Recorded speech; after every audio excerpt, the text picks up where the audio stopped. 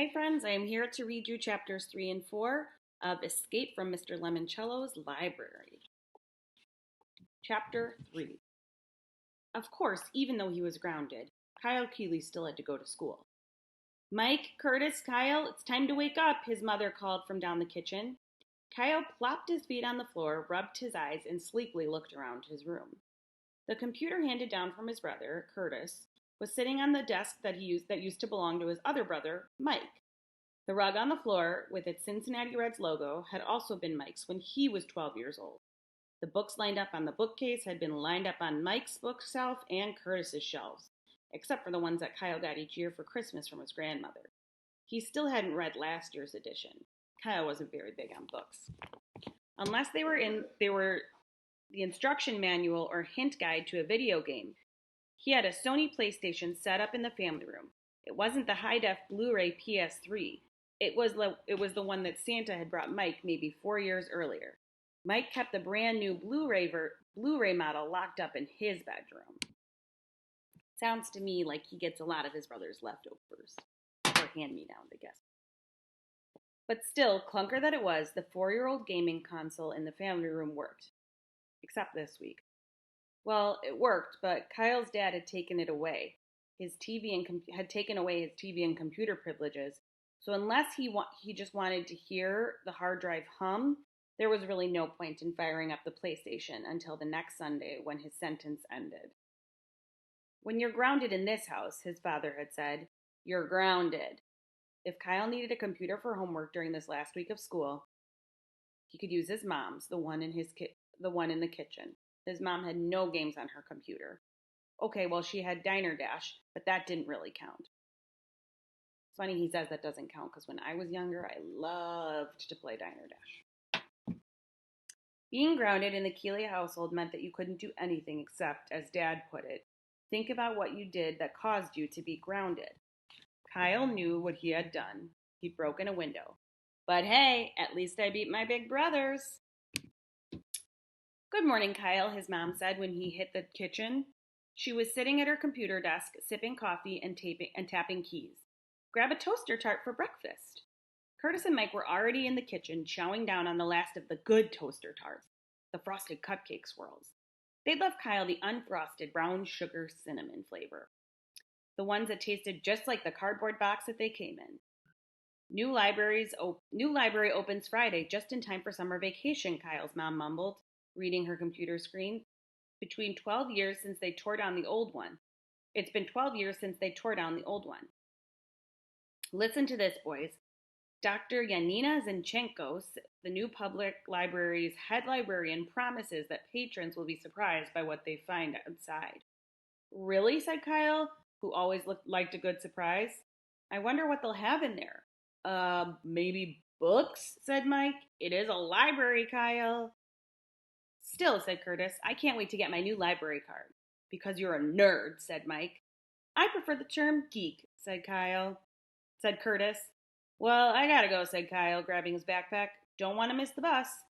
He hurried out the door. What Kyle really didn't want to miss was his friends.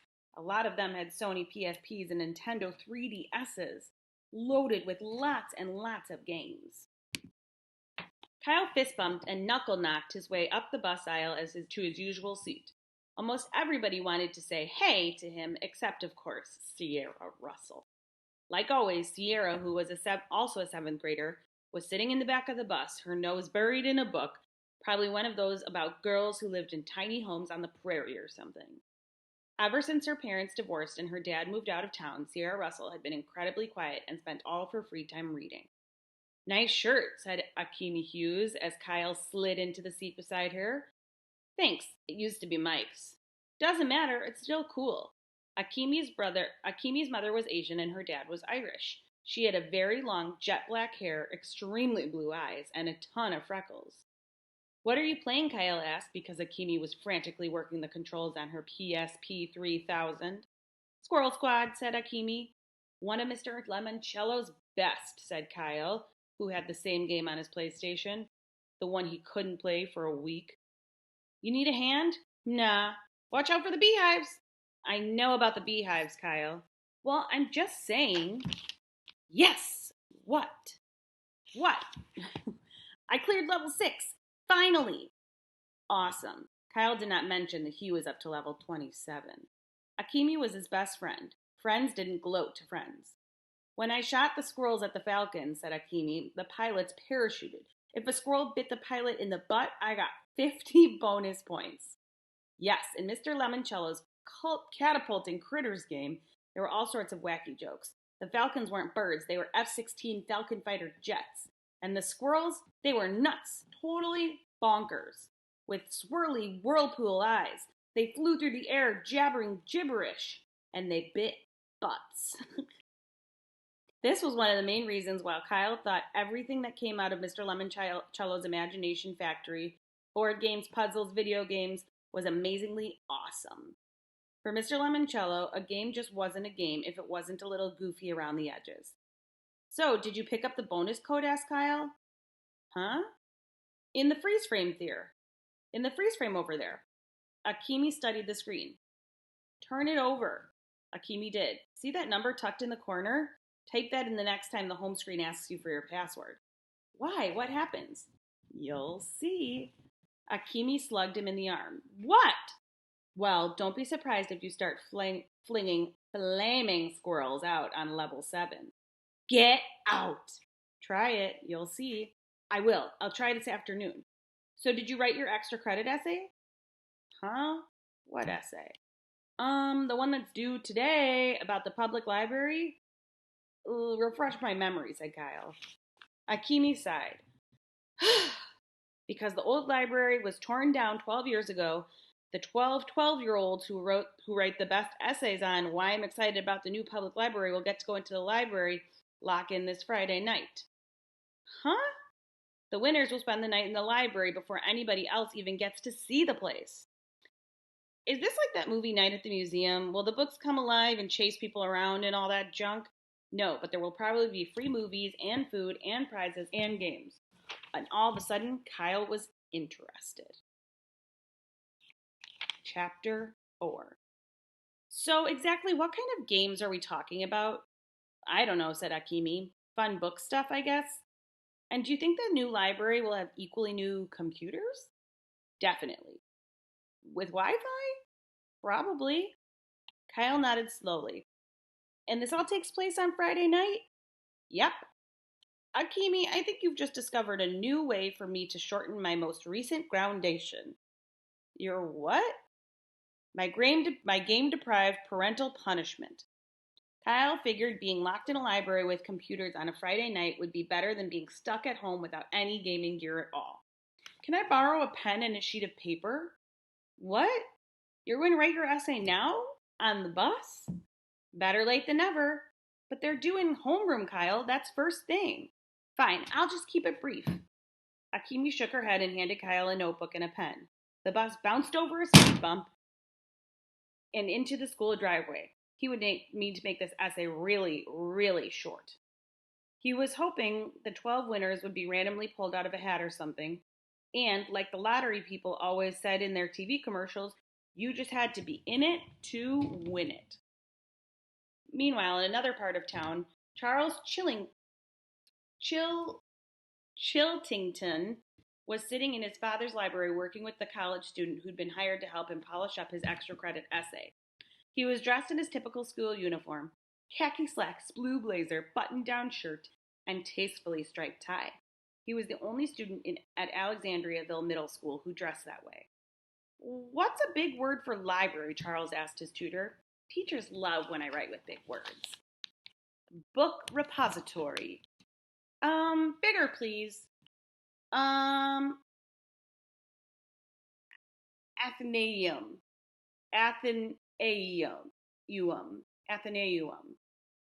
I don't know how to say that word. Perfect. It's such a weird word that they'll have to look it up. Charles made the change, saved the file, and sent the document off to the printer. Your dad sure reads a lot, said his ELA tutor, admiring the leather-bound books lining the walls of Mr. Chiltington's home library. Knowledge is power, said Charles. It's one of our fundamental family philosophies. Another one was, we eat losers for breakfast. Kyle and Akimi climbed off the bus and headed into the school. You know, said Akimi, my dad told me the library people had like a bazillion different architects doing drawings and blueprints that they could share with each other. How come? To keep everything super secret. My dad and his firm did the front door, and that was it. How come? To keep the second they stepped into Mrs. Cameron's classroom for homeroom period, Miguel Fernandez shouted, "Hey, Kyle, check it out, bro!" He held up a clear plastic binder, maybe 2 inches thick. I totally aced my essay, man. The library dealio? Yeah, I put in pictures and charts plus a whole section about ancient library of Alexandria, Egypt, and since this is Alexandriaville, Ohio, I thought it would be cool. Cool, said Kyle. Miguel Fernandez was super enthusiastic about everything. He was also president of the school's library aid society. Hey Kyle, you know what they said about what they say about libraries? Not really. They have something for every chapter of your life. While Kyle groaned, the second bell rang. All right, everybody, said Mrs. Dana Cameron, Kyle's homeroom teacher. Time to turn in your extra credit essays. She started walking up and down the rows of desks. The judges will be meeting in the faculty lounge this morning to make the preliminary cut. Ugh, thought Kyle. There were judges. This was not going to be a bingo ball drawing contest like the lottery. Mr. Keeley, the teacher hovered over his desk. Did you write an essay? Yeah, sort of, said Kyle. I'm sorry, I don't quite understand. Either you wrote an essay or you didn't. Kyle half-heartedly handed her his hastily scribbled sheet of paper. And unfortunately, Mrs. Cameron read it out loud. Balloons. There might be balloons. The class erupted with laughter until Mrs. Cameron did that tilt down her glasses and glare over them thing that she did to terrify everybody. In total silence. This is your essay, Kyle? Yes, ma'am. We were supposed to write why we'd be excited about the grand opening, and well, balloons are always my favorite part. I see, said Mrs. Cameron. You know, Kyle, your brother Curtis wrote an excellent essays when he was in my class. I see, said Mrs. Cameron. Yes, Mrs. Cameron, mumbled Kyle. Mrs. Cameron sighed contentedly. Please give Curtis my best regards. Yes, ma'am. Mrs. Cameron moved on to the next desk. Miguel eagerly handed her his thick booklet. Very well done, Miguel. Thank you, Mrs. Cameron. Kyle heard an odd noise out in the parking lot. A puttering, clunking, clanking sound. Oh my, said Mrs. Cameron. I wonder if that's him. She hurried to the window and pulled up the blinds. All the kids in the classroom followed her. And then they saw it. Out in the visitor parking lot, a car that looked like a giant red boot on wheels. It had a strip of notched black boot sole for its bumper. Thick shoelaces crisscrossed their way up the windshield to the top of a 10-foot tall boot collar. It looks just like the red boot from that game, said Miguel. Family Frenzy. Kyle nodded. Family Frenzy was Mr. Lemoncello's first and probably most famous game. The red boot was one of the 10 tokens you could pick to move around the board. A tall, gangly man stepped out of the boot car. It's Mr. Lemoncello, gasped Kyle, his heart racing. What's he doing here? It was just announced, said Mrs. Cameron. This evening, Mr. Luigi Lemoncello himself will be the final judge. The judge of what? Of your library essays. I want you to take a second and think about what you think is going to happen next in our story and let me know.